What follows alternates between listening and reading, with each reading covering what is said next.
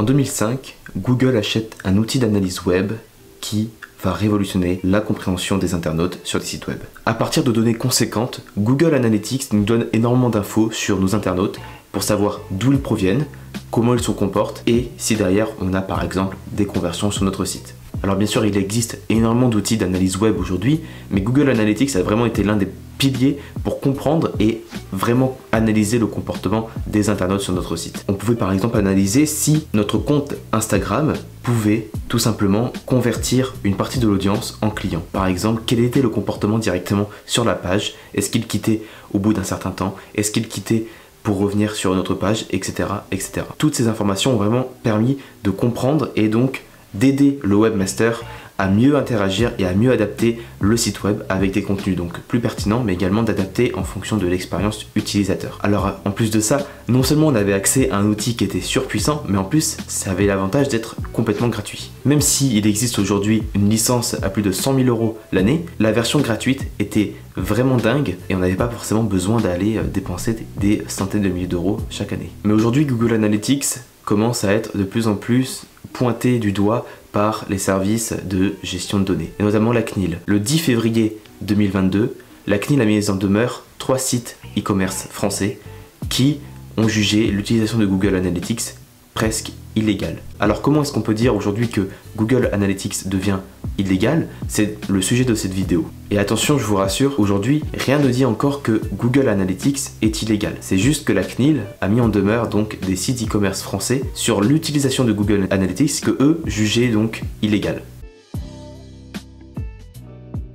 Et juste rapidement pour me présenter, moi je m'appelle Victor Cola, je suis consultant SEO à temps plein et j'aide les entreprises donc à améliorer leur visibilité pour améliorer leur chiffre d'affaires via le digital et notamment via le référencement naturel. Alors premièrement, c'est quoi la CNIL? La CNIL, c'est la Commission nationale de l'information et des libertés. Elle a été créée donc par la loi informatique et liberté du 6 janvier 1978. Elle est chargée de veiller à la protection des données personnelles, que ce soit donc des données publiques ou que ce soit donc des données privées. Elle est chargée de veiller à ce que l'information soit utile pour le citoyen et qu'elle ne porte pas atteinte ni à l'identité humaine, ni aux droits de l'homme, ni à la vie privée et ni aux libertés individuelles ou publiques. Et là, il faut vraiment bien comprendre, mais la CNIL, c'est un organisme donc qui agit au nom de l'État. Vous allez voir pourquoi c'est hyper intéressant de regarder ça et pourquoi justement on devrait vraiment s'en préoccuper. Alors pourquoi aujourd'hui on a donc une mise en demeure sur les sites qui utilisent Google Analytics? En fait, le problème que pointe du doigt la CNIL, c'est pas la collecte et l'analyse des données,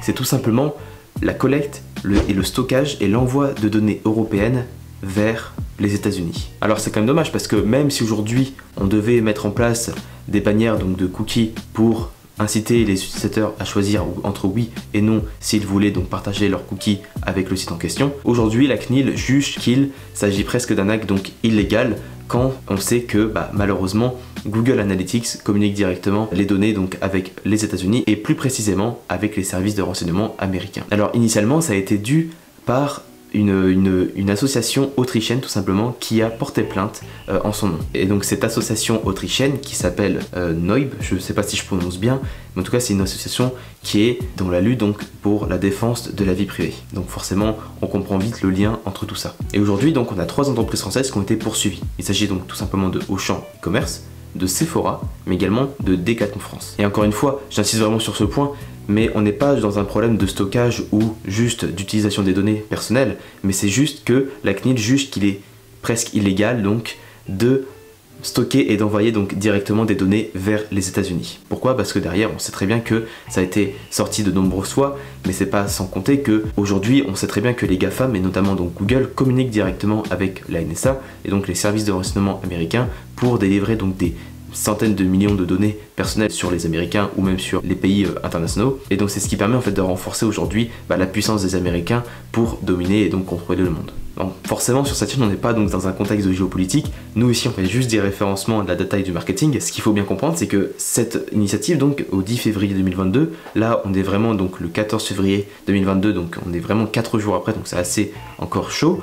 Mais il faut savoir que ça n'a pas juste commencé aujourd'hui. On a par exemple en 2016 la RGPD qui a fait aussi beaucoup de bruit et qui était tout simplement un règlement sur la gestion donc de la vie privée des utilisateurs. Le RGPD, donc c'est le règlement général de protection des données. Tous les utilisateurs aujourd'hui doivent avoir le choix entre accepter ou refuser la collecte des données personnelles. Alors forcément, avec ce nouveau règlement qui est arrivé en 2016, on sentait réellement déjà un mouvement déjà européen pour encourager donc les entreprises et notamment tous les moteurs de recherche à venir stocker directement les données en Europe. Et comme vous pouvez le voir sur ce site, la mise en demeure de la CNIL adressée à une entreprise est la première application au niveau français de cette décision.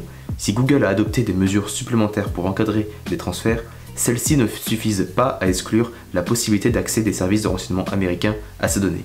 On arrive quand même vite donc dans un contexte vraiment de géopolitique, donc ça dépasse largement nos compétences clairement, mais je trouve ça quand même intéressant comme d'en parler avec vous, parce que c'est un sujet aussi qui commence vraiment à revenir de plus en plus souvent en fait sur la table, et forcément ça bouscule un petit peu le milieu du numérique. Et en fait aujourd'hui c'est quoi le problème? Parce que vous comme moi, on n'est pas au champ e-commerce, c'est sûr. Mais par contre aujourd'hui on sait que plus de 70% des sites web et donc des webmasters en général en France utilisent Google Analytics au quotidien pour analyser et comprendre le comportement des internautes.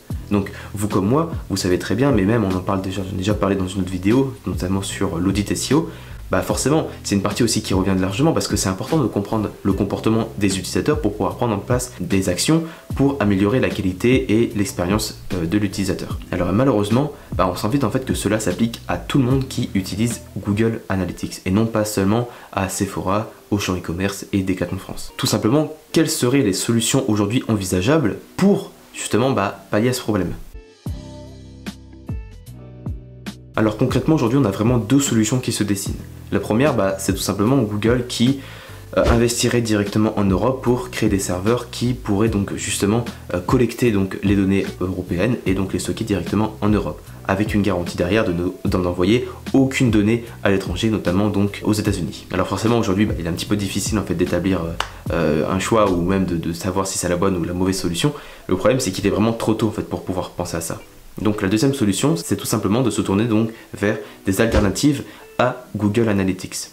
Et encore une fois, j'insiste vraiment sur ce point, mais comme il est vraiment tôt, je rappelle quand même qu'on est 4 jours après cette annonce donc de la CNIL qui a rendu donc cet acte public. Ils ont déjà mis donc en place donc une liste d'alternatives à Google Analytics pour pouvoir avoir des outils d'analyse web, mais bien entendu, on ne sait pas encore ce qui va vraiment se passer. Donc honnêtement, on devrait plus donc attendre quelques jours voire quelques semaines pour voir donc l'évolution de la situation. Et donc ce que j'ai fait tout simplement, c'est que dans la description, je vous ai listé donc tous les outils d'analyse web qui sont donc approuvés donc par la CNIL sur l'utilisation des données et donc sur les cookies.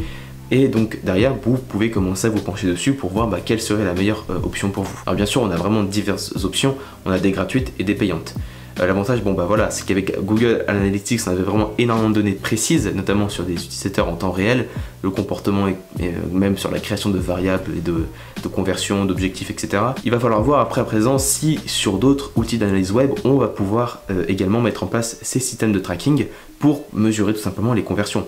Parce que encore une fois, ce qui est intéressant, c'est de comprendre nos internautes, mais surtout, c'est de comprendre si derrière notre site convertit réellement. Aujourd'hui, c'est un petit peu ce qui me fait peur, malheureusement, c'est qu'on va devoir peut-être trouver des alternatives à Google Analytics, mais est-ce que ce sera vraiment à la pointe comme cet outil? Je sais pas encore, honnêtement. Il va falloir que je vous prépare une prochaine vidéo donc avec tous les outils, sur leur présentation, sur les avantages et les inconvénients. Alors bien sûr c'était une vidéo assez rapide, tout simplement parce que c'est un sujet d'actualité, il n'y a pas forcément encore beaucoup à débattre. J'essaierai donc de vous tenir au courant au fur et à mesure de l'avancée de la situation. N'hésitez pas notamment à rejoindre mon compte Instagram où je partage des infos continuellement et j'essaierai justement de publier du contenu par rapport à ça pour tenir au courant la majorité des personnes qui utilisent Google Analytics comme moi ou comme mes clients ou comme vous. N'hésitez pas non plus à laisser un like, un commentaire et à poser toutes sortes de questions auxquelles vous posez et j'essaierai vraiment de vous apporter mes meilleures réponses. J'espère en tout cas que la vidéo vous a plu. On se retrouve donc dans une prochaine vidéo. Peut-être qu'à ce moment-là, vous aurez déjà une vidéo sur les meilleures alternatives à Google Analytics qui sera sortie. En attendant, là, on est le 14 février 2022. Aujourd'hui, on n'a rien de plus au niveau des infos. Donc, on se tient au courant et je vous dis à très bientôt.